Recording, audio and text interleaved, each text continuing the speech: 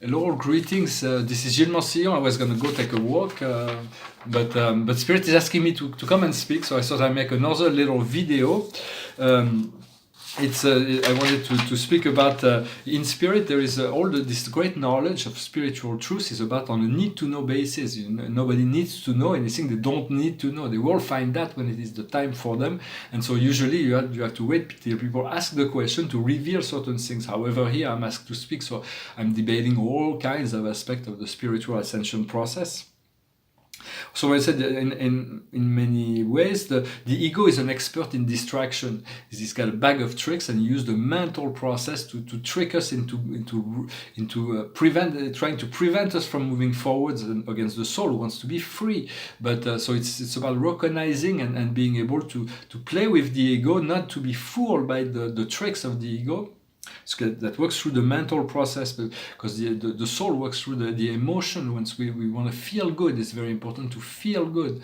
And so to feel good, there is an easy exercise that does not require much effort. You close your eyes and you envision yourself in a magnificent situation, the most first-class life that you can ever imagine, a beautiful surrounding. You can imagine anything you like within this amazing reality. And use your imagination to make it to enrich it, and then you let it flow, you let it go, you have created it through your intention, and then it is coming to you, and then you work, you return to that reality more than once a day, so you can continue to acclimate yourself to the possibility of living this expansive reality. So it is very important to recognize our feeling state, our choice of focus, our alignment with whatever we seek to achieve. For it is all part of our soul. It is part of our soul process. And you want to let it go while it feels good, not to let the mental process creates interference. So as well, let it go and then return to it, feel good, and let it go while it feels good. So you can always return to that good feeling thought. For there is only now, and whatever we create now will be manifested tomorrow. It is like the Greyhound Day with Bill Murray. This movie, he's going to go through 1,000 deaths and 1,000 experiences until he gets this perfect day, and then he can move on. And we have written this very, very difficult script for ourselves for this lifetime, because if we fulfill that mission, which we will no longer have to reincarnate in duality. So it is very important to accept whatever script your life is about, understanding there is the freedom that is also part of the script at the end of the journey. And so we want to complete the program. Remember also to fuse with your light, to fuse with the divine light, to imagine that you close your eyes and to fuse with this white light of the Creator, to fuse yourself, your energy, your being with that, to let this light become more you, to integrate this divine light of the Creator, so you can each and every day, more than once a day. Those are little exercises that if we practice them, we tune into those frequencies, and then they become stronger within ourselves, and then they can eventually become dominant until it becomes all that we are within that light of the Creator, and we can become fully living in ecstatic joy. For I know it is possible. It's just like I said, the ego has this bag of tricks that's trying to keep us entrapped in the old cycle, but do not judge yourself for it, on your ego. It's part of his role to do that. I'm going to pull one card for today. It's because I won't do as many reading. Maybe with the tarot is very interesting, but it takes time to unfold, and sometimes I do it every day. It doesn't have time to unfold completely, but everything is coming in an event. So it is the 7 of Ariel. You have made good investment. Be patient.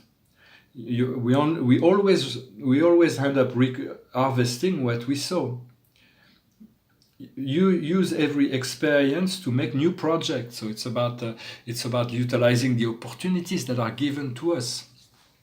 The paintings behind me, this one is called Anomia. It's the goddess. Anomia means divine order. They're like little paintings inside paintings. It's my first series of pastel in 1987. They were very beautiful pastel of canvases. It's like a personal theme of mine, doing this easel, this canvas easel. And here we have the goddess Anomia. Her symbol is a heart with a star above, and she's the divine order. Well, dysnomia is the divine disorder. So this is when you invoke anomia, it's like returning to this divine order. I can't wait to do big paintings very soon. nice to do small paintings. And this one is a tribute to an American artist named Barnett Newman, and it's like it's a painting that's slashed by one line. It is in his paintings. It was one line. It was like the touch of God that separated reality. And here it's like a French flag, so it's like it's very dynamic painting. I could use it for the 4th of July. I'm going to finish with a little song. It's a romantic song, and it goes like this. It was sung in English as well. I'll sing it in French. Quand elle me prend dans ses bras, qu'elle me parle tout bas, je vois la vie en rose. Elle me dit des mots d'amour, des mots de tous les jours, et ça me fait quelque chose. Il est entré dans mon cœur une part de bonheur dont je connais la cause. C'est elle pour moi et moi pour elle dans la vie. Elle me l'a dit, me l'a juré pour la vie.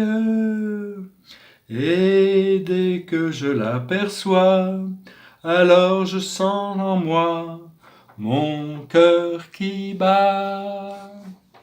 Well, thank you very much. I wish you a wonderful day, and I'll talk to you later. Namaste.